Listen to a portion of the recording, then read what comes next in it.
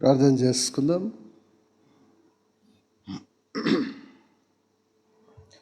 ప్రార్థన చేసుకొని మనం ఈనాటి బైబిల్ స్టడీని ప్రారంభం చేసుకుందాం. ప్రార్థన చేసుకుని ఈనాటి బైబిల్ స్టడీని ప్రారంభం చేసుకుందాం.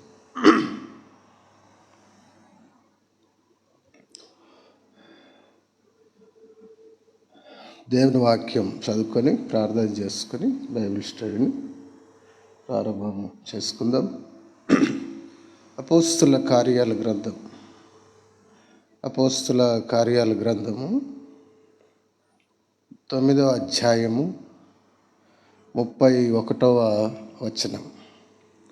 అపోస్తుల కార్యాల గ్రంథం 9వ అధ్యాయము 31వ వచనం. కావున యూదయ, గలిలయ, సమరయ దేశములందంతటా సంఘము క్షేమాభివృద్ధి నొందుచు సమాధానము కలిగి ఉండెను. మరియు ప్రభువునందు భయమును,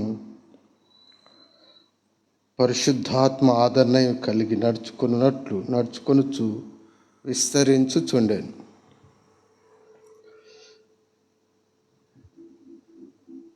చిన్న ప్రార్థన చేసుకొని వాక్యాన్ని మనం ధ్యానం చేద్దాం. దయగల తండ్రి, జీవముగల దేవ, మహోన్నతుడైన ప్రభువ, మీ పరిశుద్ధమైన పదాలకు వెలలేని స్తుతులు, స్తోత్రాలు, కృతజ్ఞతా స్తుతులు మనసారా మరొకసారి హృదయపూర్వకంగా చెల్లిస్తున్నాం తండ్రి. మీ మహాకృపలో ఈ రీతిగా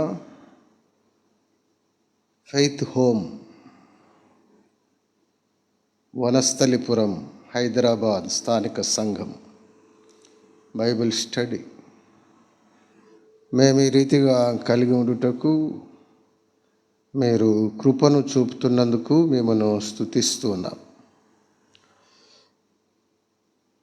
ఆదివారం ఆరాధన, కావలి మీటింగ్స్, అన్ని విషయాల్లో సహాయం చేసినందుకు స్తుతులు. ఇప్పుడు మీ దివ్య వాక్యం ద్వారా మరొకసారి మమ్మల్ని దర్శించండి. సంఘంలో ప్రతి ఒక్కరం ఏ రీతిగా నడుచుకోవాలో మాకు మరలా మా దృష్టికి తెస్తూ అనేక కోణాల్లో మమ్మల్ని ప్రోత్సహించండి, బలపరచండి, పురికొల్పండి, క్షేమాభివృద్ధిని అనుగ్రహించండి. మహిమ మీరే పొందండి. క్రీస్తు ప్రభు ద్వారా విశ్వాసంతో స్తుతించి ప్రార్థిస్తున్నాము తండ్రి. Amen, amen. మంచిది ప్రియులారా,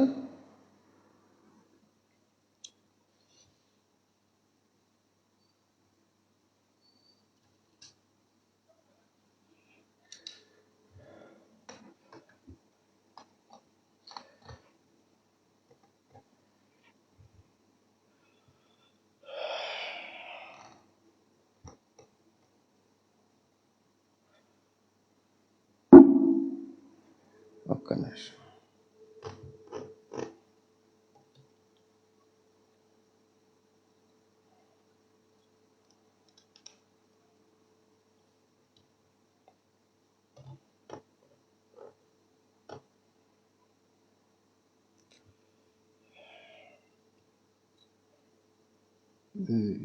లైటింగ్ సరిపోతుంది.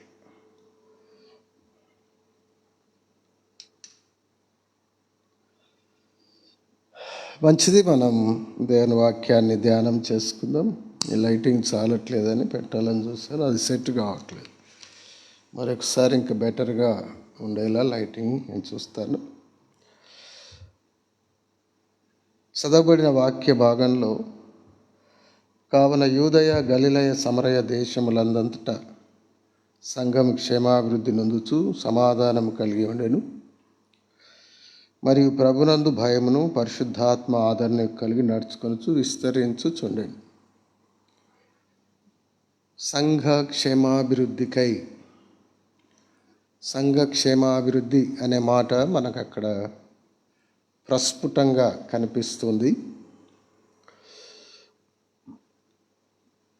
సంఘ క్షేమాభివృద్ధి కొరకు సంఘంలోని విశ్వాసులు ఎలా నడుచుకోవాలో కొన్ని విషయాలు ఈ బైబిల్ స్టడీలో మనం చూద్దాం. కొరింథీయులకు రాసిన మొదటి పత్రిక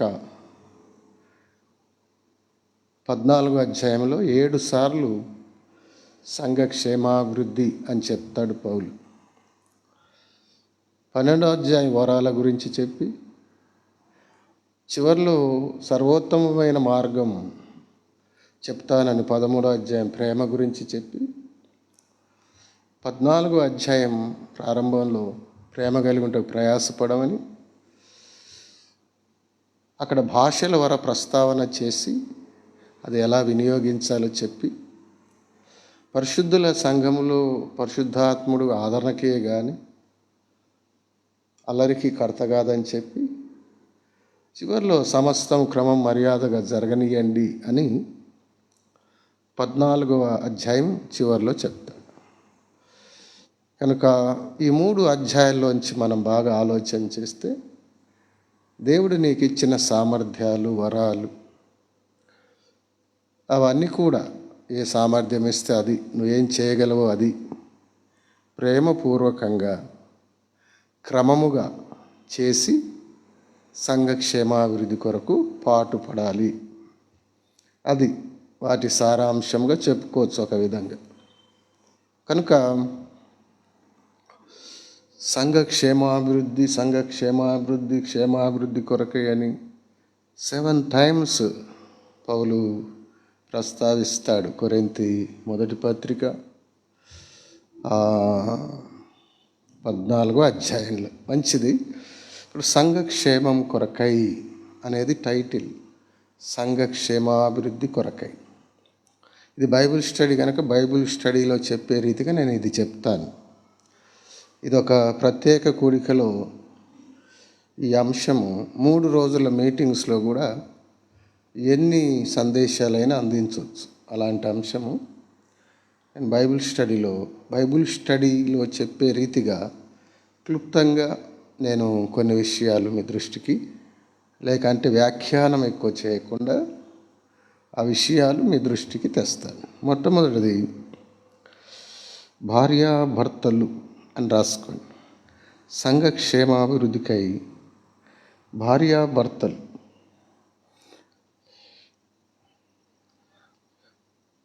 అపోస్తుల కార్యాల్లో మనం చూస్తే,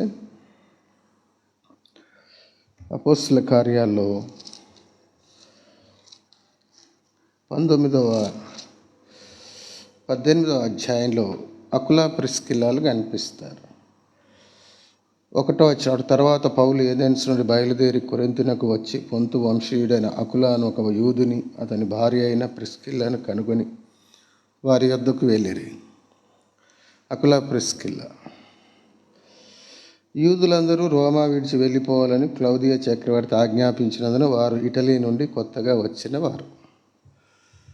చూసారు, అకులా ప్రిస్కిల్లాలు వచ్చినప్పుడు పౌలు వారి యొద్దకు వెళ్ళాడు. పౌలు వారిని కనుగొని వెళ్ళాడు. అంటే ఇక్కడ ఒక పాయింట్ ఏంటంటే, భార్యాభర్తలు, క్రైస్తవ భార్యాభర్తలు, విశ్వాసుల్లో భార్యాభర్తలు సంఘ క్షేమాభివృద్ధికై ఎలా ఉంటే చాలా బాగా ఉండగలరంటే అకులా ప్రిస్కిల్లాలలాగా. అకులా ప్రిస్కిల్లాలలాగా ఉంటే ప్రతి సంఘములోని భార్యాభర్తలు, సంఘ సభ్యులైన భార్యాభర్తలు, విశ్వాసులైన భార్యాభర్తలు, ఆ సంఘం ఎంత క్షేమాభివృద్ధి చెందుతుంది, ఎంతగానో వర్ధిల్లుతుంది ఆ సంఘం. కనుక మొట్టమొదటి విషయం సంఘ క్షేమాభివృద్ధికై అనే టైటిల్లో అంశంలో నెంబర్ 1, భార్యాభర్తలు అకులా ప్రిస్కిల్లాల వలె బ్రతకాలి. అకుల ప్రిస్కిలాల గురించి నోట్స్ ఇస్తాను, రాసుకోండి మీరు. అకుల ప్రిస్కిలాల గురించి నోట్స్ ఇస్తాను, వివరించాను, కానీ రిఫరెన్స్ ఇస్తాను, చదవను కూడా. మీరు తర్వాత ధ్యానం చేయండి. 18వ అధ్యాయం 1వ వచనం, అపోస్తుల కార్యాలు. దైవజనుడు గుర్తించిన కుటుంబం. మళ్ళీ చెప్తాను, రాసుకోండి. మంచి నోట్స్ ఇస్తాను, రాసుకోండి. మీరు కూడా సందర్భం వచ్చినప్పుడు అందించవచ్చు అనేకులకు మేలుకరంగా, దైవ ప్రేరణ ఉంటే, దేవుడు ప్రేరేపిస్తే. అపోస్తుల కార్యాలు 18:1. దైవజనుడు గుర్తించిన కుటుంబం. పౌలు గుర్తించి వాళ్ళను ఇక్కడ నేను చక్కగా ఉండొచ్చు అని అర్థమై నమ్మకంతో వాళ్ళ ఇంట్లో వెళ్ళాడు. రెండవది, కష్టించి పనిచేసే కుటుంబం. సోమరులు కాదు, కష్టజీవులు. అకుల ప్రిస్కిల్లాలు టెంట్లు కుట్టేవారు. పౌలు కూడా టెంట్లు కుట్టే పనొచ్చు. ఆయన గమనీయులు పాదాల చెంత విద్యాభ్యాసం చేసేటప్పుడు పౌలు కూడా ఒక టెక్నికల్ వరకు నేర్పబడింది. సహజంగా పౌలు కోటీశ్వరుడు. తన తల్లిదండ్రులు చాలా రిచ్ పీపుల్, కానీ ఆయన గమనీయులు పాదాల చెంత ధర్మశాస్త్రాన్ని నేర్చుకుంటున్నప్పుడు ఒక టెక్నికల్ వర్క్ ఆయనకు నేర్పబడింది. అది టెంట్లు కుట్టడం. కలిసి పనిచేశారు కనుక కలిసి కష్టపడి పనిచేస్తూ సంపాదిస్తూ కష్టపడి పరిచర్య చేసిన భార్యాభర్తలు అకుల ప్రిస్కిల్లా. ఇలాంటి వాళ్ళు సంఘాల్లో ఉంటే సంఘాలకు ఎందుకు క్షేమం రాదు? మూడవది, వాక్యం బాగా నేర్చుకున్న కుటుంబం. కనుక 18:3లోనే మనం చూస్తే, వారు పౌలుతో కలిసి ఉన్నప్పుడు వారు పౌలు బోధలు విన్నారు, పౌలు ఆధ్యాత్మిక సందేశాలు విన్నారు, పౌలు మాదిరిని చూశారు. మూడవ తలంపు ఏంటంటే, వారు పౌలు వారితో ఉండగా పౌలు దగ్గర ఎంతగానో నేర్చుకున్నారు వారు. కనుక నేర్చుకునే మనస్సు ఉన్నవారు. ఇంకో రకంగా చెప్పాలంటే అకుల ప్రిస్కిల్లాలు సద్వినియోగం చేసుకున్నారు వారికి వచ్చిన అవకాశం, పౌలుతో ఉండే అవకాశం, పౌలు దగ్గర నేర్చుకునే అవకాశం, పౌలే వాళ్ళ ఇంట్లో ఉండే అవకాశం వచ్చినప్పుడు వారెంతో చక్కగా అవకాశాన్ని అందిపుచ్చుకున్నారు. ఆ అవకాశాన్ని వారు పోగొట్టుకోలేదు. కనుక ఇదొక మంచి లక్షణం అకుల ప్రిస్కిల్లాలు. మరి మనం అలాగే ఉన్నామా? పరీక్ష చేసుకోవాలి. ఉంటే సంతోషం. తర్వాత పరిచర్యకై ప్రయాణాలు చేశారు అకుల ప్రిస్కిల్లాలు. పరిచర్య కోసం పౌలుతో పాటు ప్రయాణాలు చేశారు. కనుక పౌలుతో ప్రయాణాలు అంటే మామూలు విషయం కాదు. పౌలు ఏమన్నాడండి? ఎటు పోయినా శ్రమలే అంటాడు. కానీ ఆ శ్రమల్లో మళ్ళీ ఎటు పోయినా ఫలమే, సంఘాలు స్థాపించబడుతూనే ఉన్నాయి. పౌలుతో వెళ్ళడం కత్తి మీది సాము లాంటిది.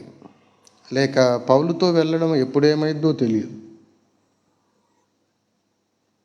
మళ్ళా ఇంటికి వస్తామా, అక్కడే ఏమన్నా అయిద్దా తెలియదు. అలా ఉండేది ఆ రోజుల్లో సేవలు.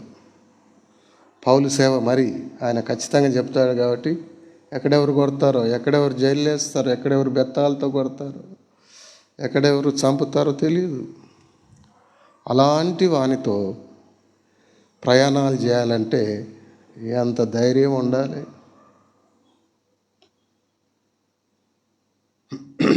ఎంత సమర్పణ ఉండాలి. అపోస్తుల కార్యాలు 18:18 రిఫరెన్స్ రాసుకోండి. అక్కడ పౌలుతో పాటు ప్రయాణాలు చేసినట్టు. కనుక అకుల ప్రిస్కిల్లాలు పౌలుతో పాటు ప్రయాణం చేశారు. 18:18. తర్వాత విధేయత చూపారు. ఎక్కడ మరల ప్రయాణాలు చేస్తూ వెళ్తుండగా ఎక్కడైనా పౌలు, మీరు ఇక్కడ ఉండండి, నేను ఇంకా అక్కడికి వెళ్ళొస్తాను, అక్కడికి వెళ్ళొస్తాను, ఇంకో చోటుకి వెళ్ళొస్తాను, ఇంకో ఊరికి వెళ్ళొస్తాను, మీరు ఇక్కడ ఉండంటే ఉండిపోయారు అంతే. ఇప్పుడు కొరింథుకు వచ్చారు, రోమా నుంచి పంపివేయబడి కొరింథుకు వచ్చి అప్పుడప్పుడే సెటిల్ అవుతున్నారు పనిలో. వెళ్దాం రండి అంటూ వచ్చేసారు.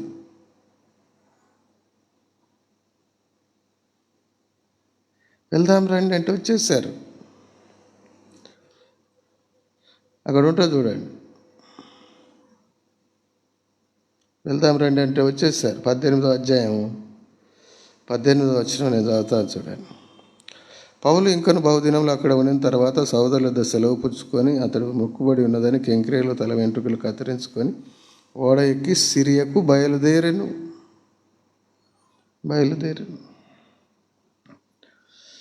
కనుక ఆయనతో వెళ్ళారు, ఆయనతో ప్రయాణాలు చేశారు. 19వ వచనం, వారు ఎఫెసునకు వచ్చినప్పుడు అతడు వారిని అక్కడ విడిచిపెట్టి తాను మాత్రం సమాజమందులో ప్రవేశించి యూదులతో తర్కించుచుండెను. ఎఫెస్కు తీసుకెళ్ళాడు. ఎఫెస్కు వచ్చారు, ఎటు పోతే అటు వచ్చాడు. కెంక్రేకి వచ్చారు, అక్కడ తల వెంట్రుకలు కత్తిరించుకున్న వాళ్ళ ఓడ ఎక్కి సిరియకు బయలుదేరాను. అకుల ప్రిస్కిల్ల అనువారు అతనితో కూడా వెళ్ళిరి. 18వ వచనం, మళ్ళీ ఎఫెసులు ఇక్కడ ఉండమంటే ఉండిపోయారు.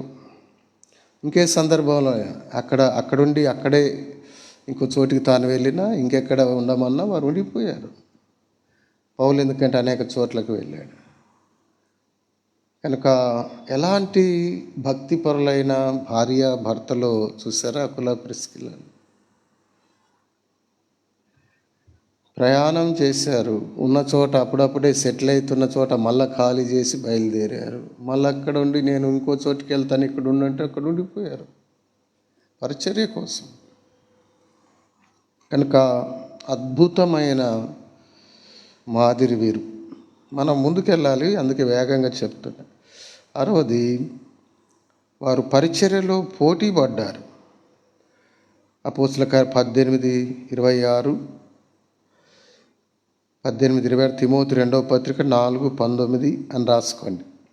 18:26 అపోస్తలుల కార్యాలు, తిమోతి 2వ పత్రిక 4:19. మొదట్లో అకుల ప్రిస్కిల్ల అనేవాడు పౌలు. తర్వాత ప్రిస్కిల్ల అకుల అనే కాడికి వచ్చింది.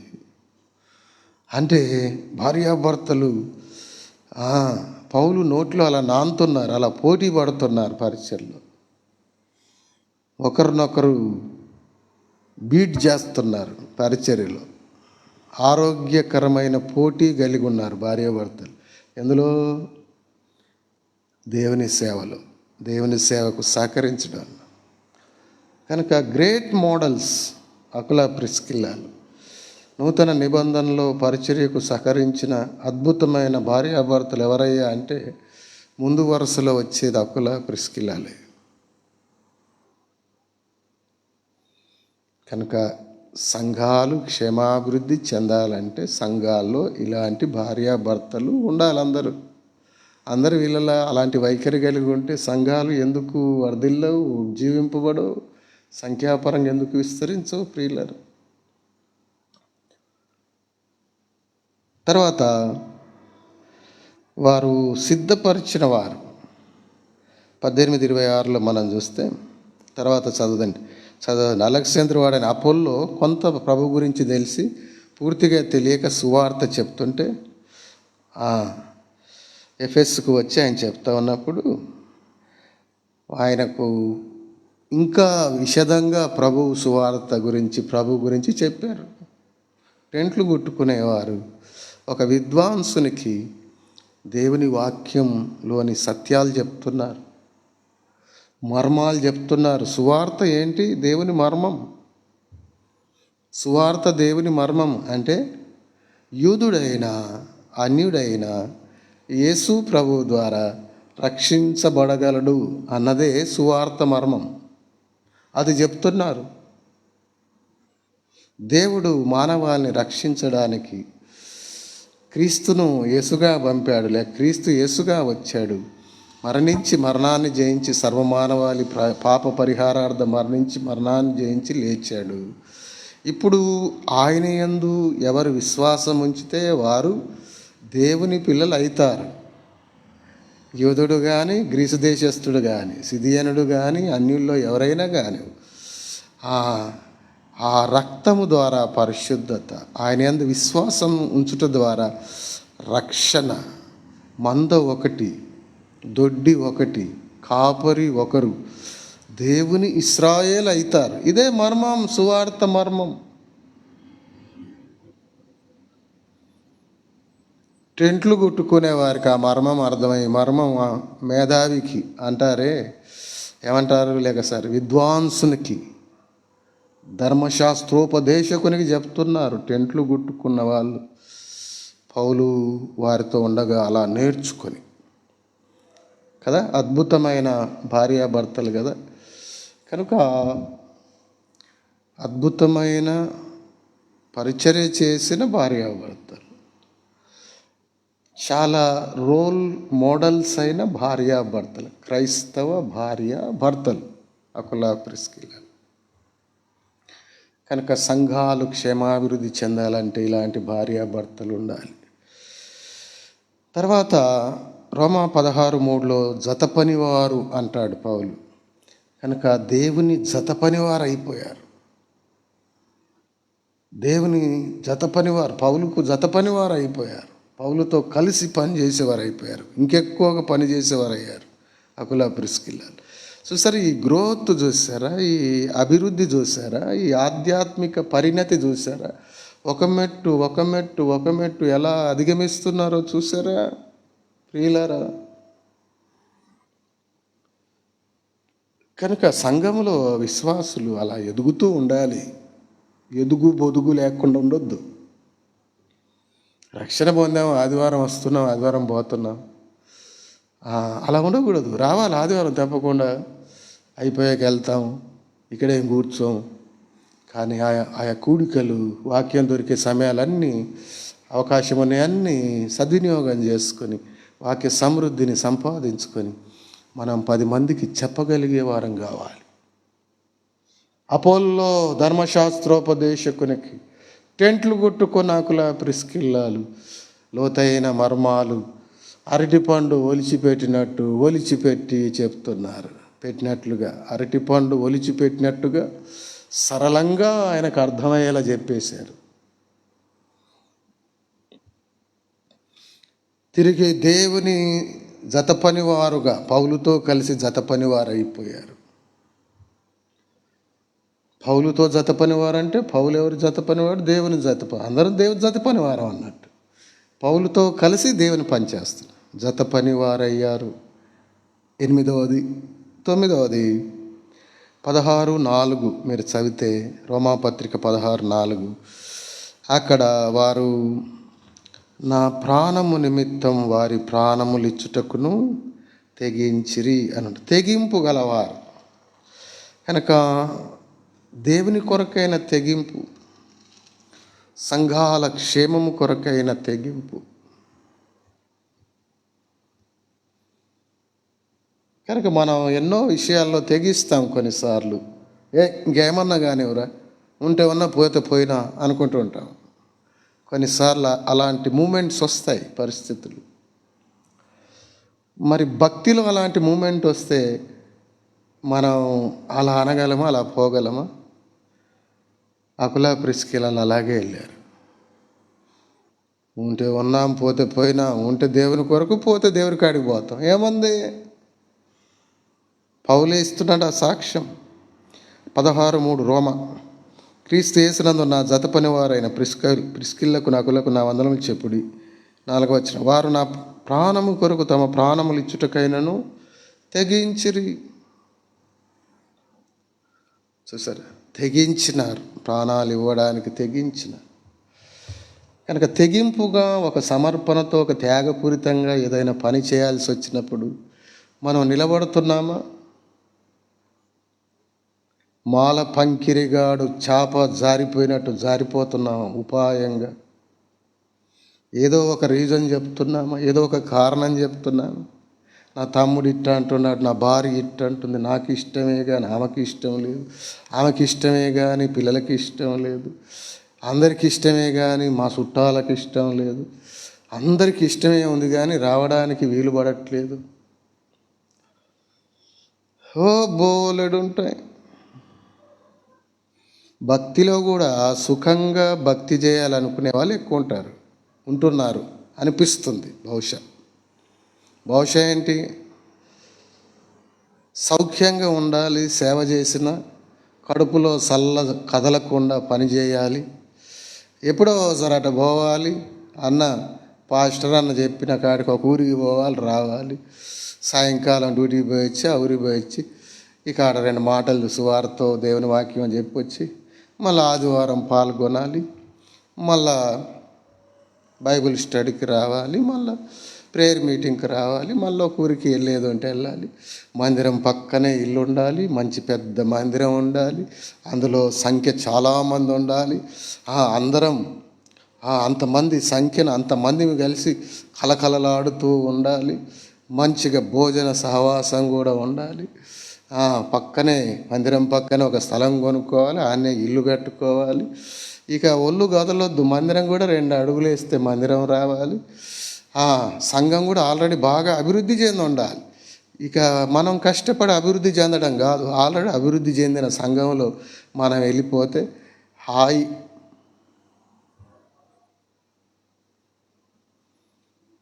ఒక చిన్న సంఖ్యాపరంగా ఒక చిన్న సంఘంలో ఉంటున్నప్పుడు ఆ సంఘం కోసం సరే చాలామంది ఉన్నారని సంబరపడడం, ఆనందించడం అందరితో తప్పు కాదు సుమా.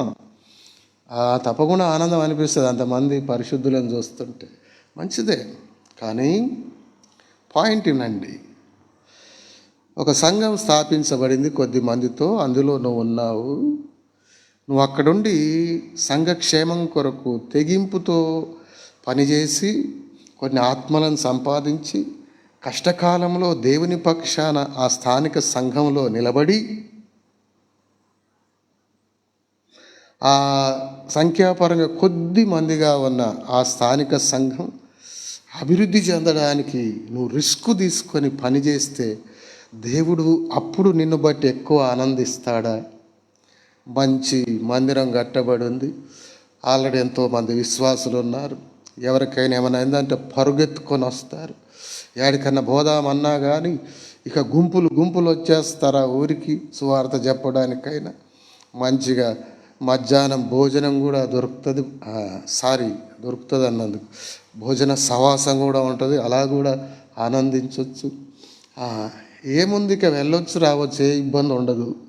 కార్లు ఉంటాయి, బండ్లు ఉంటాయి, ఇటంటే అన్నోళ్ళు ఎక్కించుకుపోతారు, తమ్ములు ఎక్కించుకుపోతారు అని ఒకవేళ వెళ్ళి అలాంటి చోట చేరి పరిచర్య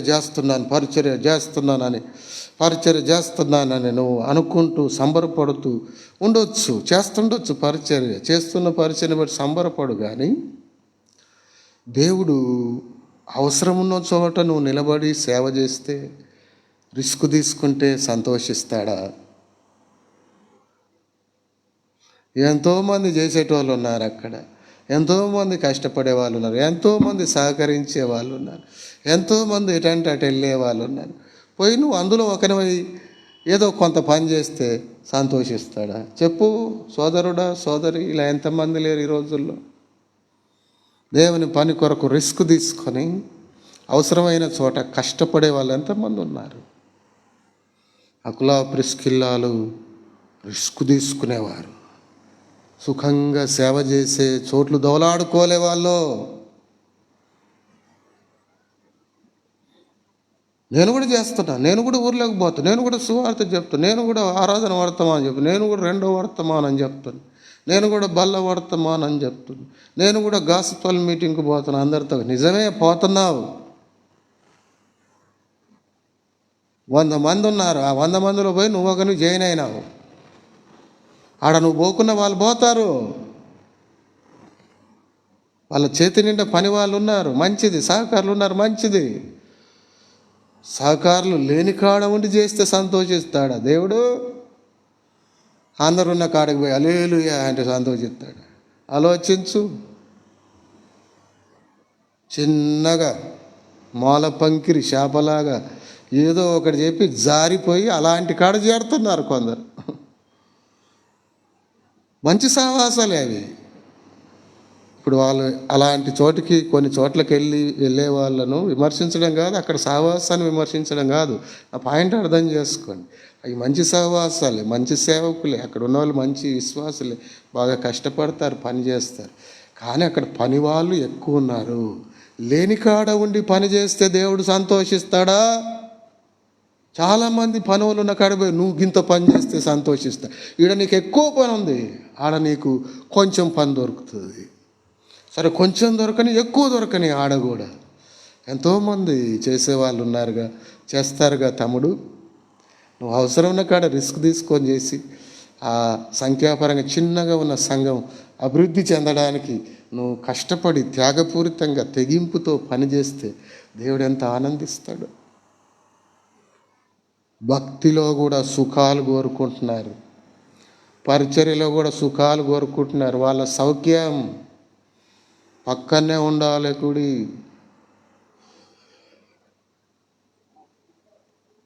చాలామంది ఉండాలి, కార్లల్లోనే పోయి రావాలి.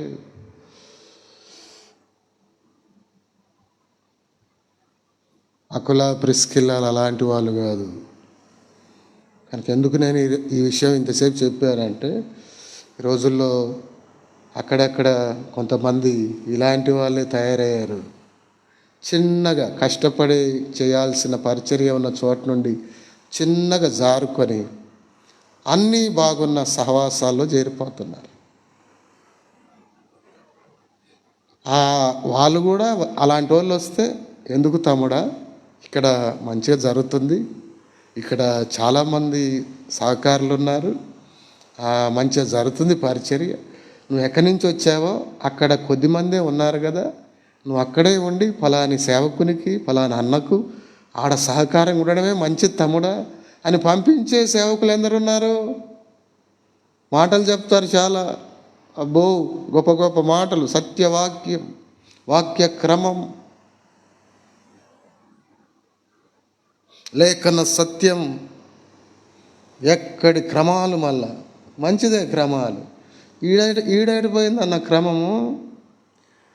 మేము బాగానే ఉన్నాం, బాగానే అభివృద్ధి చెందుతున్నాము సంఘము, మాకు సహకారులు కూడా ఎందరో ఉన్నారు. నువ్వు అక్కడ ఉంటేనే మంచిది తమ్ముడా, అక్కడ అన్నకు సహకరించి అక్కడి సేవకునికి అక్కడ సేవ కూడా వరదిల్లాలి తమ్ముడా.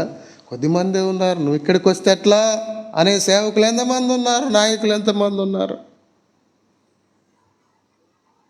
వచ్చాడు కథ, నాకు తెలుసు వీళ్ళు అక్కడ ఉండరని.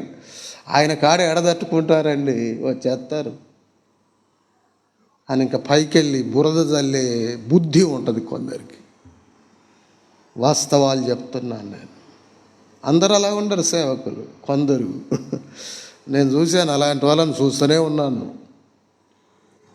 ఎంతమంది వెళ్ళారో నా దగ్గర నుంచి. ఎన్నో ఏండ్లు వాళ్ళ కోసం కష్టపడితే, ఎన్నో ఏండ్లు వాళ్ళ కొరకు ప్రయాసపడితే, ఎన్నో ఏండ్లు వాళ్ళ కొరకు ప్రార్థిస్తే, కన్నీరు గారిస్తే, ఎన్నో సంవత్సరాలు వాళ్ళ కష్టకాలంలో ఒక అన్నగా, ఒక తండ్రిగా, ఒక తల్లిగా వాళ్ళని చూసుకుంటే, ఆత్మీయ అన్నగా, ఆత్మీయ తండ్రిగా, ఒక తల్లి మనసుతో ప్రేమగా చూసుకుంటే, వాళ్ళ కోసం రాత్రనక పగలనక ప్రయాణాలు, ఒంటరిగా కొన్ని 100 కిలోమీటర్లు ప్రయాణాలు చేసి వస్తే వదిలిపెట్టి వెళ్ళిపోయిన వాళ్ళు లేరా? పెద్ద పెద్ద మందిరాలను చూసి, సంఖ్య బాగా ఉండడాన్ని చూసి, ఆల్రెడీగా ఒక మంచి సంఖ్యాపరంగా అందరూ బాగా ఉన్నారు, మందిరం ఉంది, ఎటంటే వెళ్తున్నారు, ఇక అక్కడ మనం పోతే ఇక ఏది లేదు, అంత బాగుంటుంది అని అలా వెళ్ళిపోయిన వాళ్ళు లేరా? నేను ఎవరిని విమర్శిస్తలే, జరుగుతుంది చెప్తున్నా. చాలా చోట్ల ఇదే జరుగుతుంది. కష్టపడడానికి ఇష్టపడట్లే విశ్వాసులు. సేవలో అన్నీ బాగున్నాయి, దోలాడుకొని అవతల పడుతున్నారు. నేను అలా వెళ్ళిన వాళ్ళను ద్వేషించట్లేను, వాళ్ళ కోసం ప్రార్థన చేస్తున్నాను, వాళ్ళతో మంచిగానే ఉంటాను, ప్రార్థన చేస్తూనే ఉంటాను, పలకరిస్తూనే ఉంటాను, నన్ను కలుస్తూనే ఉంటారు, మళ్ళీ ఏదైనా ఉంటే పిలుస్తూనే ఉంటాను. నేను ఎవరిని ద్వేషించను. నేను ఎవరిని ద్వేషించను, వాళ్ళను కూడా ప్రేమిస్తాను. అట్లా ఎన్నో ఏండ్లు నా దగ్గర ఉండి వెళ్ళి కనీసం వాళ్ళ ఇంట్లకు రమ్మని అనడానికి కూడా భయపడతారు ఇప్పుడు. మేము వెళ్ళిన చోట ఆయన ఏమంటాడో మళ్ళీ ఆయనను పిలిస్తే. నన్ను పిలువరు, ఇంట్లోకి కూడా పిలువరు కొందరు. వాళ్ళ ఇళ్ళల్లో ఏదైనా నేను బాప్తిస్మం ఇచ్చిన వారు కూడా వాళ్ళ పెళ్ళిళ్ళు అయితే నాకు చెప్పలేదు. నా దగ్గర నుండి వెళ్ళిపోయిన తర్వాత నేను ఇప్పుడు వెళుతున్న అన్న ఏమంటాడో మళ్ళా. ఎంత విచారం. సరే, నువ్వు ఏదో విధానంలో వెళ్ళిపోయావు, ఏదో కోరుకొని. ఆ ఫెలోషిప్ను కొనసాగించవచ్చుగా. కలిసినప్పుడైనా నీ ఇంటికి ఆహ్వానిస్తే, నీ ఇంటికి నేను వస్తే ఏమన్నా పాపం కలుగుతుందా నీకు? నేనేమన్నా దుర్బోధకున్నా? నేనేమన్నా ఎనడన్నా నీకు నష్టం చేసినవన్నా? కొంతమంది వెళ్ళిపోతున్నారు, వెళ్ళాక మారిపోతున్నారు. కనీసం నన్ను పలకరించడానికి కూడా భయపడుతున్నారు కొందరు. మరి ఎవరిని చూసి భయమో, ఎందుకు భయమో, మళ్ళీ ఏమవుతుందని భయమో, ఎవరెక్కడ నన్ను రావద్దంటారని భయమో దేవునికే తెలుసు.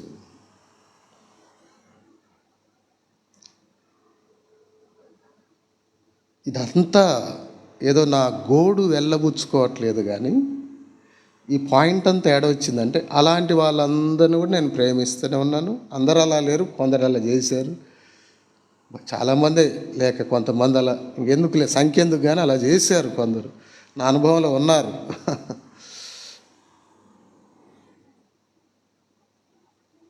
వాళ్ళ ఇంటి ముందు నిలబడ్డా, ఇంకొక సోదరునితో పక్కింట్లో మాట్లాడుతున్నా, వాళ్ళ ఇల్లు పక్కనే ఉన్నా, కొన్నేళ్ళు వాళ్ళ కోసం నేను ప్రయాసపడ్డా.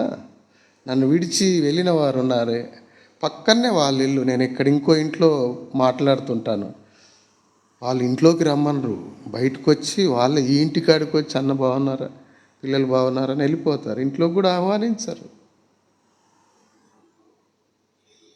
నేను ఇంకో ఫ్యామిలీతో కూడా నేను చాలా ప్రేమ చూపాను, ఇప్పటికీ చూపుతున్నాను. వాళ్ళు ఇల్లు కట్టుకున్నారు. వాళ్ళు కట్టుకుంటేప్పుడు ఎన్నోసార్లు వెళ్ళాను, నేను ప్రార్థన చేశాను.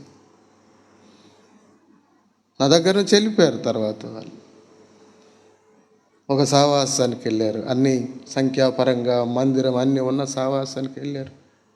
వాళ్ళ ఇష్టం. చెప్పి చూశాను, ఉండండి, పరిచర్య కొరకు కలిసి పని చేద్దాం, సంఘ క్షేమాభివృద్ధి కొరకు రిస్క్ తీసుకొని పని చేద్దాం. చాలాసార్లు చెప్పాను. వాళ్ళు వినేలా లేరు, వెళ్ళారు. వాళ్ళు కొన్ని తీర్మానాలు చేసుకొని ఉంటారు, వెళ్ళారు. వారు ఇల్లు కట్టుకున్నప్పుడు, ఇల్లు గృహ ప్రతిష్ఠ చేసినప్పుడు కనీసం నాకు ఇన్విటేషన్ కూడా లేదు. కొన్నేళ్ళు వాళ్ళకు ఆత్మీయ నాయకుడిగా ఉన్నాను. ఏం జరుగుతుంది?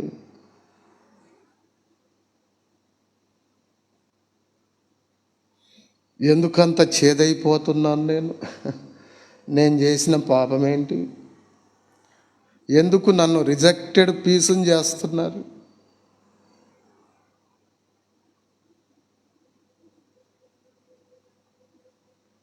ఒకరితో జరిగింది ఏదో కొంతకాలం గ్యాప్ వచ్చింది, కొందరు సేవకులతో నాకు మనం కలిసి ఉందాం, మీరు రమ్మంటే వస్తానని ప్రేమతో బ్రతిమిలాడాను. వద్దన్నారు.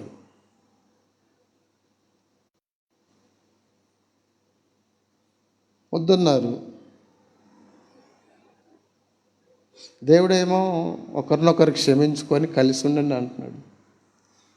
ఏదో జరిగింది, ఏదో జరిగిపోయింది, క్షమించుకుందాం, కలిసి ఉందాం, మీరు అనుమతిస్తూ వస్తాను అని దేవుని ప్రేమను బట్టి అడిగితే వాళ్ళు మేము మాట్లాడుకోవాలన్నారు.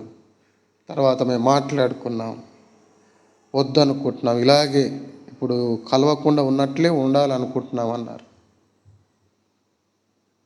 అది అయిన తర్వాత కూడా నేను, సరే మీరు మీటింగ్స్ పెట్టుకుంటున్నారు, నేను మీటింగ్స్ పెడుతున్నాను, నా దగ్గరికి ప్రకాష్ అన్న, విజయ్ అన్న వీళ్ళంతా వస్తున్నారు, స్వామి అన్న వస్తున్నారు.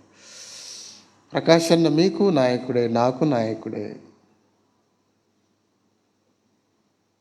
ప్రకాష్ అన్న మీకు నాయకుడే, నాకు నాయకుడే. నేను మీటింగ్ పెట్టినప్పుడు పిలిస్తే రండి, మీరు మీటింగ్ పెట్టినప్పుడు పిలవండి, మేము వస్తాము అని అడిగాను. ఎన్నోసార్లు వనస్థలపురం క్రైస్ట్ గాస్పల్లో నాగోల్ మీటింగ్స్ పెట్టినప్పుడు చెప్పాను, రండి, అన్నలు వస్తున్నారు, వాక్యం వచ్చి వినిపోండి. సరే, నేను నీకు రిజెక్టెడ్ పీస్ కావచ్చు, మీకు వచ్చి వాక్యం వినిపోవచ్చు కదా. ఎన్నిసార్లు చెప్పినా రాలేదు. అయినా నేను ప్రకాష్ అన్న ద్వారా వాళ్ళని అడిగిపించాను. అన్న, ఏందన్న ఇలా చూసేవాళ్ళు ఏమనుకుంటారు, సేవకులకి ఆ మాటలు లేవు, ఒకరొకరి కాడికి రారనుకుంటారు కదా, అది చెడ్డ మాదిరిగా పోద్ది కదా, ఇన్నేళ్ళు అయిపోయింది, జరిగింది ఏదో జరిగిపోయింది, అందరం మాట్లాడుకుంటూనే ఉన్నాం కదా, అంతటా కలిసినప్పుడు కలిసే ఉంటున్నాం కదా, మరి మీటింగ్ పెడితే నా కాడికి వస్తే ఏంటన్నా, మా కాడికి తప్పే ఉంది, వాళ్ళు మీటింగ్ పిలిస్తే మేము వస్తాం కదన్నా, పిలిస్తే వస్తాం అని అడిగాను. నేను అడిగించాను ప్రకాష్ అన్నతో. వాళ్ళు వద్దన్నారంటే వద్దనేమనలే. ఎలా వద్దన్నారంటే, ఎవరిని పిలవం మేము, ఇష్టం ఉన్న వాళ్ళు రావచ్చు పోవచ్చు, ఎవరిని పిలిచేది ఉండదు. ఇప్పుడు కొంత సమస్య వచ్చి కొన్నేళ్ళుగా గ్యాప్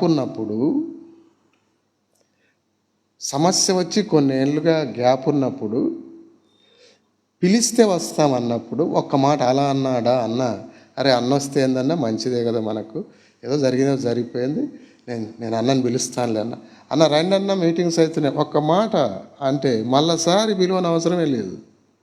ఈ గ్యాప్ వచ్చింది కనుక ఒక్కసారి పిలిస్తే నీ సొమ్మేం పోయింది, నీ కిరీటం ఏం పడిపోతుంది. అడిగినా పిలవలేదు. నేను చేసిన పాపం ఏంటి?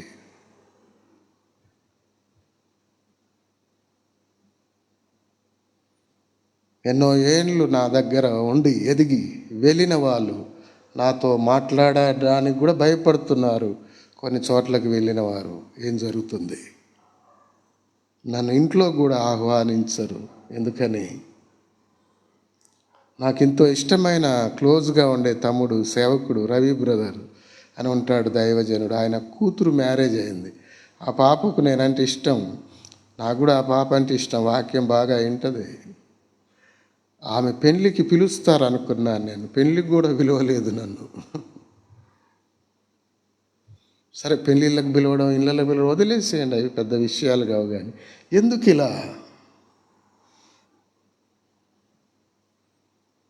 ఇలా శత్రువులను ప్రేమించమంటున్నాడు కానీ దేవుడు తోటి సహోదరుణ్ణి, తోటి సేవకుణ్ణి ప్రేమించి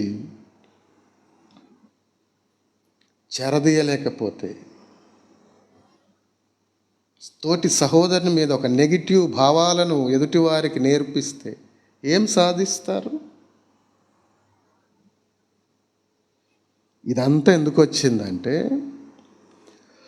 నేను ఎవరిని విమర్శించాలని చెప్పట్లేను. అలా ఎవరైనా వ్యవహరించిన సేవకులను కానీ, అలా వ్యవహరించిన విశ్వాసులను కానీ నేను ప్రేమిస్తున్నాను. సందర్భం వచ్చి చెప్తున్నాను.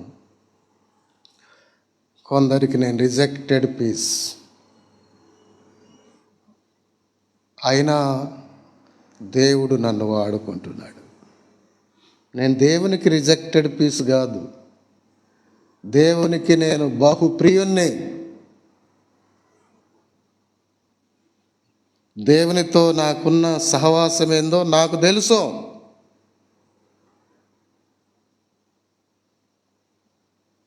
నేను సేవ చేయలేను నాయన, నా ఫ్యామిలీలో ఇలా అయింది, పారిపోతాను, నేను వెళ్ళిపోతాను, బ్యాగ్ చదువుకున్నాను కొన్నేళ్ల క్రితం.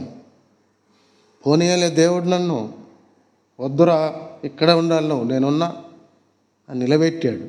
లేదు ఇక సంఘసేవ నేను చేయను, సువార్థికునిగా దేశమంతా తిరుక్కుంటా సువార్త చేస్తాను, వెళ్ళిపోదామని బ్యాగ్ చదువుకున్నాను. మా తమ్ముడు కావలి కాస్తున్నాడు, కిరణ్, మా అన్న ఎటు వెళ్ళిపోతేట్టుందని.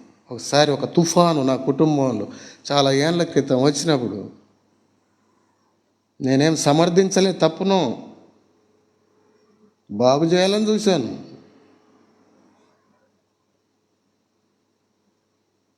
ఏంటి నేను చేసిన తప్పు? రాజీ పడ్డాను అంటారు నన్ను. ఏం రాజీ పడ్డాను? ఒక సాక్ష్యంగా కూడా చెప్తున్నాను అనుకోండి ఇది.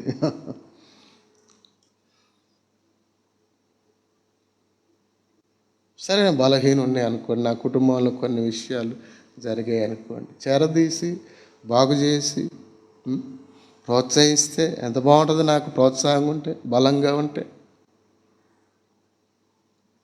ఇంకా ఎన్నేళ్ళు పొడుస్తారు? ఎద్దుకు పుండైతే కాకి పొడిచినట్టు ఎన్నేళ్ళు పొడుస్తారు ఇంకా?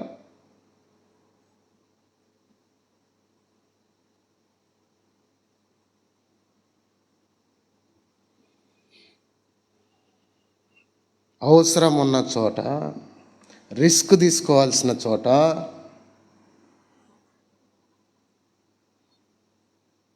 కష్టపడి పని చేయాల్సిన చోట ఉండట్లేరు విశ్వాసులు ఈ రోజుల్లో. అన్ని బాగున్న చోటికి జంప్ అయిపోతున్నారు, జారిపోతున్నారు. దానికి ఏవేవో గొప్ప కారణాలు చెప్తారు.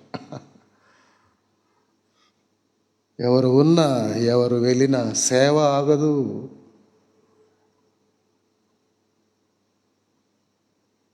కొందరు ఉద్యోగాల రీత్యా వెళ్ళొచ్చు, కొందరు చదువుల రీత్యా ఒక మంచి ఉద్దేశంతో వెళ్ళొచ్చు, ఇంకో చోట సేవ కోసం వెళ్ళొచ్చు. అలా వెళ్ళడం అద్భుతం, మంచిది. వాళ్ళు అలవకుండా ఉండడానిక వెళ్ళేది, సుఖంగా ఉండడానికి వెళ్ళేది. ఒక 5 కిలోమీటర్లు బండి మీద బస్సుకో రాలేరా? కొంచెం రిస్క్ తీసుకొని పల్లెలకు అటు ఇటు వెళ్ళలేరా? ఒక రెంటెడ్ ఇంట్లో కూర్చొని కొంచెం ఇరుకుగా ఉంటే కూర్చొని ఆ ఇరుకులో ఆరాధించలేరా?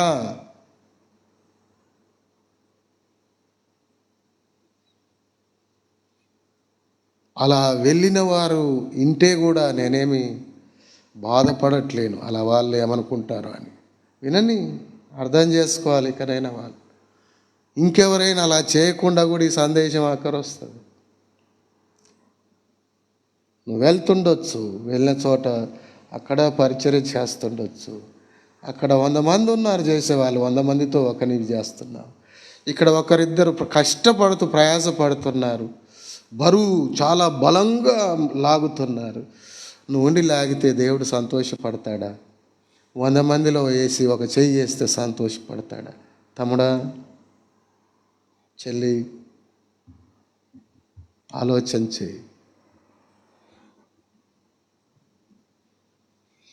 సరే, సేవకుల విషయానికి వస్తే ఎవరు సరిగా చేస్తున్నారో, ఎవరు సరిగా చేయట్లేరు, ఎవరు గొప్ప సేవ, ఎవరు నమ్మకంగా చేస్తున్నారో, ఎవరు కల్మషం లేక చేస్తున్నారో దేవునికి అన్ని తెలుసు. క్రీస్తు న్యాయపీఠం దగ్గర అన్నీ బయటపడతాయి, అన్నీ బయటపడతాయి.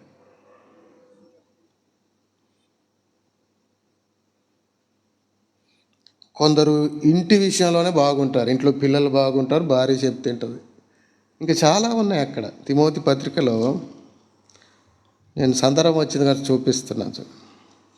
ఇవేవి చెప్పరు, ఇది ఒక్కటే దొరికించుకుంటారు. సైతానేమో సేవకులను డిస్టర్బ్ చేయడానికి వాళ్ళ పిల్లల్ని ఎవరినో ఒకరిని వాడు తప్పుదారిలో పట్టిస్తాడు. ఇక అది దొరికించుకొని కొంతమంది అయితే ఇక అదే విషయాన్ని ఎత్తి ఊరికే గాయపరిచి వాళ్ళ సేవకు ఆటంకం కలిగిస్తా, వాళ్ళ దగ్గర ఉన్న వాళ్ళని కూడా చెదరగొట్టిస్తా. ఇలా ఉండే వాళ్ళు ఉన్నారు కొందరు. అలాంటి వారు మారాలి. తిమోతి రాసే 1 పత్రిక 3వ అధ్యాయం చదువుతాను చూడండి. ఎవడైనా అధ్యక్ష పదవి ఆశించినా అట్టివాడు దొడ్డ పని ఆపేక్షించుతున్న మాట నమ్మదగిన అధ్యక్షుడగిన వాడు నిందారహితుడును. చూసారా, నిందలేని వాడై ఉండాలి.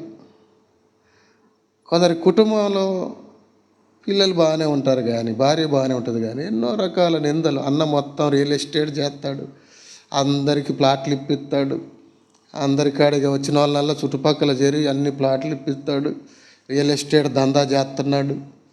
తిరిగి అన్న వడ్డీలకు కూడా ఇప్పిస్తాడు. ఇవన్నేమో మంచివే వాళ్ళకు. కొందరికి వడ్డీలు మంచివే, రియల్ ఎస్టేట్ బేరం మంచిదే. సరే, ఒక జాగా ఉంది, ఇప్పించడం తప్పేమి లేదు అవసరం ఉన్న వాళ్ళకు. కానీ రియల్ ఎస్టేట్ దాని అబద్ధాలు ఆడుకుంటా రియల్ ఎస్టేట్ చేసి వాళ్ళ కాడనే ఆడ కమిషన్ ఈడ కమిషన్ తీసుకునే వాళ్ళు కూడా ఉన్నారు కొందరు. ఈ రోజుల్లో సేవకుల్లో కూడా ఉన్నారు అట్లా. నిందారహితుడిగా ఉండాలి, ఏకపత్ని పురుషుడిగా ఉండాలి, మితానుభవం గలవాడు, స్వస్థ బుద్ధిగా ఉండాలి, మర్యాదస్తుడిగా ఉండాలి, అతిథి ప్రియుడిగా ఉండాలి, బోధింపదగినవాడై ఉండాలి, మద్యపానిగా ఉండకూడదు, కొట్టువానిగా ఉండకూడదు, సాత్వికుడిగా ఉండాలి, జగడము ఆడనివాడుగా ఉండాలి, ధనాపేక్ష లేనివాడునై. ఎంతమంది ధనాపేక్షలో ఉండట్లేరు? ఇల్లు ఒక్కటి బాగుంది, పిల్లలు ఒక్కటి బాగున్నారు, భార్య ఒక్కటి బాగుంది. డబ్బు పిచ్చి,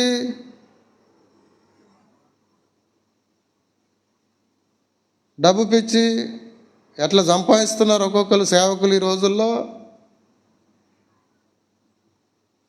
సొంత సామ్రాజ్యాలు ఎలా కడుతున్నారు ఈ రోజుల్లో సేవకులు. కొందరు విశ్వాసులను వాళ్ళు ఇచ్చే డబ్బును దుర్వినియోగం చేసుకుంటూ అనాథ పిల్లలకని, స్కూళ్ళకని, హాస్టళ్ళకని, హోమ్లకని, హాస్పిటల్స్ అని వాళ్ళకి చేసే చారానా, వీళ్ళు మింగేది బారానా. ఇలాంటి వాళ్ళు మళ్ళీ ఆయన భార్య వినదయ్యా, ఆయన పిల్లలు వినరయ్యా, ఆయన ఇంటిని ఏలనోడు అయ్యా, కూట్లో రాయి తీయనోడు ఎట్లో రాయి అట్ట దిత్తడయ్యా, ఇంట్లో ఈగల మోత బయట పల్లకి మోతయ్యా అని ఎద్దుకు పుండైతే కాకులు పొడిచినట్టు పొడుస్తూ ఉంటారు ఈ ధనాపేక్షలు కొందరు. అందరు అలా లేరు సేవకులు.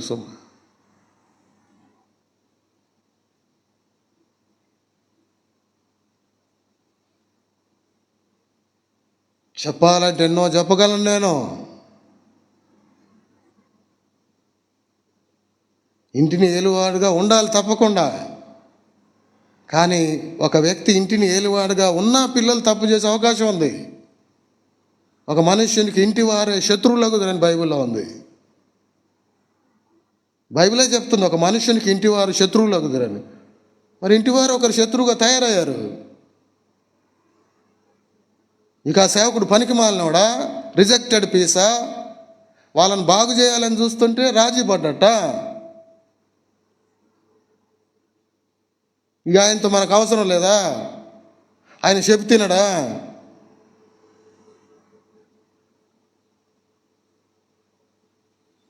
ఎంత విచారం అండి. భలే మనస్సు గుండె పగిలిపోతుంది కొందరి విధానాలు చూస్తుంటే. ప్రేమ లేని వాడనైతే నేను వ్యర్థుడనన్నాడు పౌలు.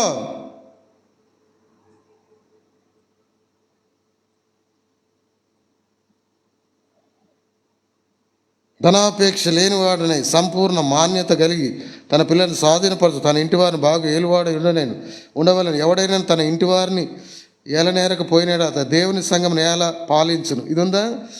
ఇంటిని ఏలనేల దేవుని సంఘం ఎలా పాలించనని ఉందే. ఈ పైవి కూడా వర్తిస్తాయి. ఆ ధనాపేక్ష కలిగినోడు సంఘాన్ని ఎలా పాలించును అని కూడా వర్తించదా? ధనాపేక్ష సమస్త కీళ్లకు మూలం కాదా? విగ్రహారాధనైన ధనాపేక్ష అని బైబిల్ చెప్పట్లేదా? ఇల్లొక్కది బాగుంటుంది, భార్య ఒక్కది బాగుంటుంది, పిల్లలు ఒక్కరు బాగుంటారు. డబ్బు పిచ్చి, ఈర్ష్య, ప్రేమ ఉండదు, పగలు, లౌక్యము, లోకరీతి, లోక విధానాలు, లోకరీతి ఉపాయాలు. రాజకీయ నాయకుల కంటే ఉపాయాలు ఎక్కువ. ఒక నాయకుని గురించి ఒక సేవకుడు అంటున్నాడు, ఆయన గనక పార్టీలల్లో ఉంటే ముఖ్యమంత్రి క్యాండిడేట్ అంటున్నాడు. ఒక సేవకుడైన నాయకుని గురించి ఒక సేవకుడు నాతో అంటున్నాడు, ఆయన మామూలు మనిషి కాదన్నావు, ఆయన ఆ స్థితికి పోయాడు, పెద్ద స్థితికి. కానీ ఆయన గనక అంటే భక్తిలో నాయకుని గురించి చెప్పేది, ఆయన గనక రాజకీయాలు ఉంటే సీఎం క్యాండిడేట్ అన్నా మామూలు ఎత్తులు జిత్తులు కావు ఆయన. కానీ ఆయన ఇంట్లో బాగుంటాడు, పిల్లలు బాగుంటారు, భార్య బాగుంటుంది. ఎప్పుడు అయ్యే చెప్పుకుంటూ తిరుగుతుంటారు. ఇక ఎప్పుడు కుటుంబం ఎవరైనా బాగాలేకుంటే వాళ్ళని పొడుస్తూ ఉంటారు. నాకు తెలిసిన ఒక సేవకుడు, ఆయన భార్య తప్పు చేసింది తెలుసా? ఆయన పేరు మీకు అవసరం లేదు, మీలో చాలామంది తెలియదు కూడా, ఆయన తెలియకపోవచ్చు కొందరికి. ఆయన భార్య చాలా ఒక పురుషుడు బాధపడే పని చేసింది. ఆమె ఒక పురుషుడు, ఒక భర్త తట్టుకోలేని పని చేసింది. అయినా కానీ ఆయన ఆమెను ఓర్చుకుంటా, చేరదీసుకొని ఆమెను కాపాడుకుంటా, ఆమెను వదిలిపెట్టకుండా, ఆమెను ఓర్చుకుంటా సేవ చేస్తున్నాడు ఆ సేవకుడు. ఆ సేవకుని ఇంటిని ఏలనోడు అందామా? దయగలి, ప్రేమ కలిగి, అంత తప్పు చేసిన భార్యను క్షమించి ప్రేమగా చూసుకుంటున్న ఒక గొప్ప దేవుని గుణలక్షణాలు కలిగిన, ప్రేమ కలిగిన, క్షమ కలిగిన, దయగలిగిన ఒక భర్త, మంచి సేవకుడు. అలాంటి భార్యనైనా ఓర్చుకొని ఆయన క్షమించి ఆమెను వదిలిపెట్టక ఆమెను భరిస్తా సేవ చేస్తున్న ఒక నమ్మకమైన సేవకుడు అందామా చెప్పండి? ఒక్క వచనం తీసుకొని ఇంటిని ఏలనివాడు, ఇంటిని ఏలనాడని ఒకటే కాకులు పొడిచినట్టు పొడుస్తారా? మీరు ఆ ఇంటిని ఏలనివాడు అనేవాడు ఎంత సేవ చేస్తున్నాడో మీకు తెలుసా? దేవుడు ఎంత వాడుకుంటున్నాడో మీకు తెలుసా? ఎన్ని శ్రమల గుండా వెళ్తున్నాడో మీకు తెలుసా? ఎంత చిత్రహింసలు ఎదుర్కొంటూ కూడా ఓపికతో దేవుని కొరకు బ్రతున్నాడో తెలుసా?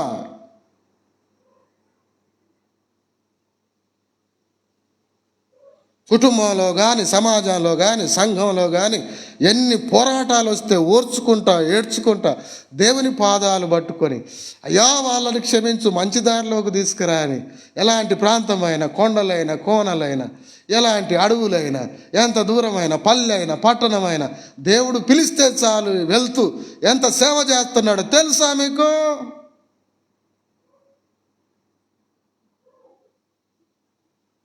రిజెక్టెడ్ పీసుని చేస్తారా ఓ నమ్మకస్తులను కొంతమంది అక్కడక్కడ.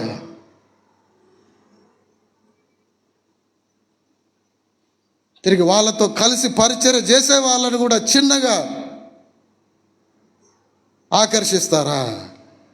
వచ్చినోనికి ఎందుకు తమ్ముడా, ఈయన చాలామంది ఉన్నారు, లేక మీరు ఆకర్షించకున్నా ఒకవేళ వాళ్ళే కనుక వస్తే, తమ్ముడా అక్కడ అవసరం, నీ అవసరం అక్కడ ఉంది, అక్కడే ఉండాలి నువ్వు తమ్ముడా, ఇక్కడ ఎంతోమంది ఉన్నారులే, ఆల్రెడీ అభివృద్ధి చెందుతున్నాం మేము అని చెప్పే మనసు లేదా?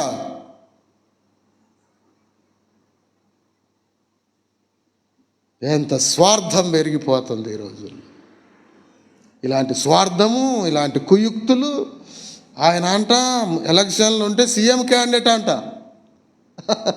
అంటే అన్ని జిత్తులు, అన్ని ఎత్తులు, అన్ని లౌక్యాలు, అన్ని లోకరీతి ఉపాయాలు. కానీ పెద్ద సేవకుడు, పెద్ద నాయకుడిగా చలామణి అవుతున్నాడు భక్తిలో, క్రైస్తవ్యంలో. కానీ దేవునికి తెలియదా?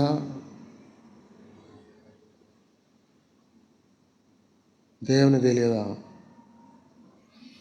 నేను ముగించేస్తున్నాను. ఇంకో మాట ఉంది, నేను చెప్తాను. అకుల ప్రిస్కిల్లాలు, నేను ఇలా చెప్తాను అనుకోలేదు ఈరోజు. మరి దేవుడు అలా నడిపించాడు నన్ను. నేను ఈ విషయాలు వస్తాయని నాకు తెలియదు. అది ఎందుకు వచ్చిందంటే, అకుల ప్రిస్కిల్లాలు తెగించి పనిచేశారనే చోట ఇదంతా వచ్చింది. తెగించి పనిచేసే చోట ఉండట్లేరు కొందరు. సులువైన దారిలోకి, సులువైన చోటికి, సుఖంగా, సౌఖ్యంగా, కడుపులో కదలని చోట్లకి వెళ్తున్నారు అని ఇవన్నీ వచ్చాయి. ఏదైనా నేను తప్పుగా మాట్లాడితే నన్ను మన్నించండి.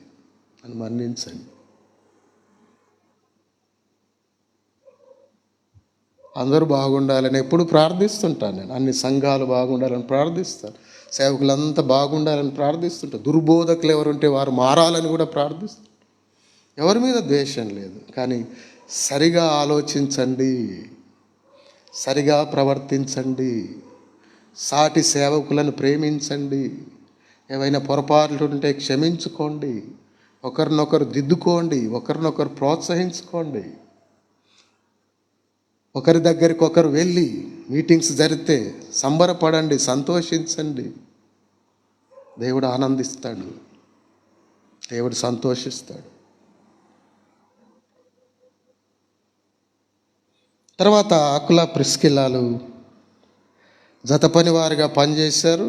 రోమా 16:4 మనం చూస్తే, రోమీలకు రాసిన పత్రిక 16వ అధ్యాయం 4వ వచనం.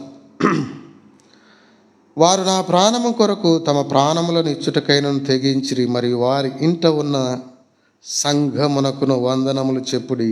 నేను మాత్రము కాదు, అన్యజనులలోని సంఘముల వారందరూ వీరికి కృతజ్ఞులై ఉన్నారు. చూసారా, నేను ముగించేస్తున్నాను. అకుల ప్రిస్కిల్లాల ఇంట్లో సంఘమే స్థాపించబడింది. ఇంకొక స్థానిక సంఘం స్థాపించబడింది. ఎలాంటి భార్యాభర్తలు అండి వీళ్ళు! క్రైస్తవ్యంలో ఎంత తెగించి పౌలుతో ప్రయాణాలు చేసి, రిస్క్ తీసుకునే కాడ ఉండి రిస్క్లో పనిచేసి ఇంకొక స్థానిక సంఘం స్థాపించబడేలా పనిచేసినారు. వారిప్పుడు మనకు గొప్ప మాదిరులుగా ఉన్నారు. సౌఖ్యాలు కోరి అవసరమున్న స్థలాలు విడుస్తున్నావా స్థానిక సంఘాలు? లేక సౌఖ్యాలు కోరి సేవ చేస్తున్న ప్రాంతాన్ని వదిలేసి సౌఖ్యంగా ఉన్న ప్రాంతాలకు వెళ్ళిపోతున్నారు. అలా వెళ్తున్న సేవకులు కూడా ఉన్నారు, అవసరం ఉన్న చోట ఉండక. కనుక క్రైస్తవ సమాజంలో సంఘాల్లో భార్యాభర్తలు ఎలాగుండాలో మనం చూసాం. అకుల ప్రిస్కిల్లాలు అద్భుతమైన పరిచర్య చేసిన వారు. ఒకసారి నేను అవి జ్ఞాపకం చేస్తాను, ప్రార్థన చేసుకుందాం. అకుల ప్రిస్కిల్లాలు. నెంబర్ 1, దైవజనుడు గుర్తించిన కుటుంబం. అపోస్తల కార్యాలు 18:1. కష్టించి పనిచేసే కుటుంబం. అపోస్తల కార్యాలు 18:3. వాక్యం బాగా నేర్చుకున్న కుటుంబం. అపోస్తల కార్యాలు 18:3. భార్యాభర్తలు. పరిచర్యకై ప్రయాణాలు చేసిన భార్యాభర్తలు. 18:18. అపోస్తల కార్యాలు. దేవుని దాసునికి విధేయత చూపిన భార్యాభర్తలు. అపోస్తల 18:19. పరిచర్యలో పోటీ పడిన భార్యాభర్తలు. అపోస్తల 18:26. 7వది, సాటివారిని సిద్ధపరిచిన భార్యాభర్తలు. అపోస్తల 18:26. 8వది, జత పనివారుగా పనిచేసిన భార్యాభర్తలు. రోమీలకు రాసిన పత్రిక 16:3. 9వది, తెగింపు కలిగిన భార్యాభర్తలు. రోమీలకు రాసిన పత్రిక 16:4. 10వది, స్థానిక సంఘం స్థాపించబడేలా. ఇంకొక చోట స్థానిక సంఘం, కొత్తగా స్థానిక సంఘం స్థాపించబడేలా, ఆ సంఘం వారి ఇంట్లోనే కూడుకునేలా, ఆ ఇంటిని కూడా పరిచర్య కొరకు సమర్పించుకొని అద్భుతమైన భార్యాభర్తలు. రోమా 16:4. క్రైస్తవ పరిచర్య అద్భుతంగా చేసిన క్రైస్తవ భార్యాభర్తలు అకుల ప్రిస్కిల్లాలు. పరిశీలన చేసుకుందాం. మరి మనం ఎలాగున్నాం? విశ్వాసులైన సేవకులందరం పరీక్ష చేస్తాం. భార్యాభర్తలుగా ఎలా పరిచర్య చేస్తున్నాం? దేనికి ప్రాధాన్యత ఇస్తున్నాం? నీ ప్రయారిటీస్ ఏంటి? నీ ప్రాధాన్యతలు ఏంటి? పరీక్ష చేసుకుందాం. మళ్ళీ చెప్తున్నాను, నాకెవరి మీద ద్వేషం లేదు. సందర్భం వచ్చేందుకో ఆ నడిపింపు వచ్చింది, దేవుడే చెప్పించాడేమో. నేను కొన్ని విషయాలు నా వ్యక్తిగత విషయాల్లోంచి నన్ను బాధించే, లేక సేవలో కొన్నిసార్లు నన్ను ఎంతగానో ఇక ఏమనాలో అది, అలాంటి కొన్ని విషయాలు, ఎన్నడూ చెప్పని కొన్ని విషయాలు ఈరోజు ఎందుకో చెప్పేశాను. దేవుడు ప్రేరేపించి ఉంటాడు. కనుక మనకెవరి మీద ద్వేషం ఉండొద్దు. అందరినీ ప్రేమించాలి. ఒకవేళ మనల్ని దగ్గరికి రానియని వాళ్ళనైనా, ఒకవేళ సరైన అవగాహన లేక మన మీద తప్పుడు అవగాహన ఉన్న వాళ్ళనైనా మనం ప్రేమిస్తూనే ఉండాలి.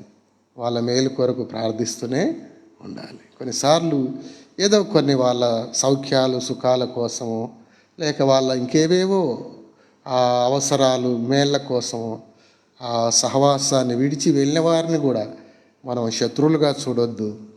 వాళ్ళ కొరకు ప్రార్థన చేస్తూనే ఉండాలి, వాళ్ళని ప్రేమిస్తూనే ఉండాలి.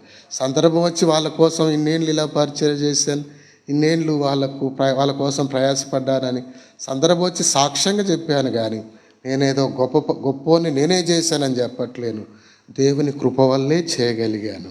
అది దేవుని దయ, దేవుడిచ్చిన అవకాశాలు, దేవుడిచ్చిన మనస్సు, అంతే.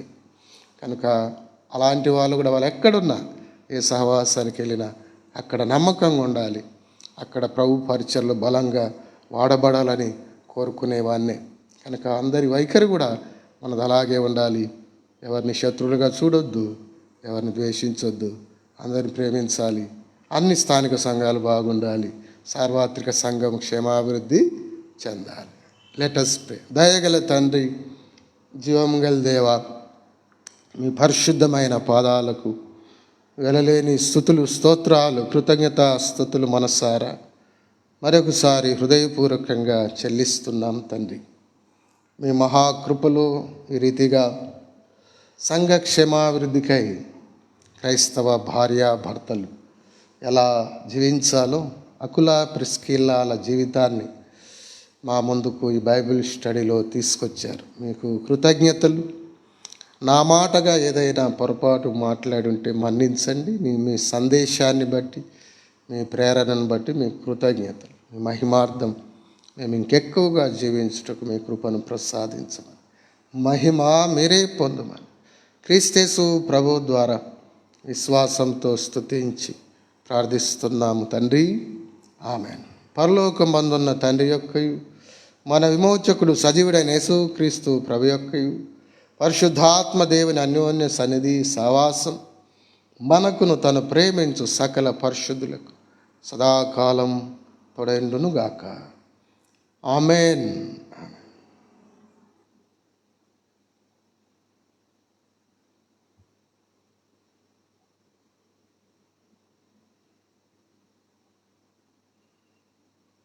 Praise the Lord. Praise the lord.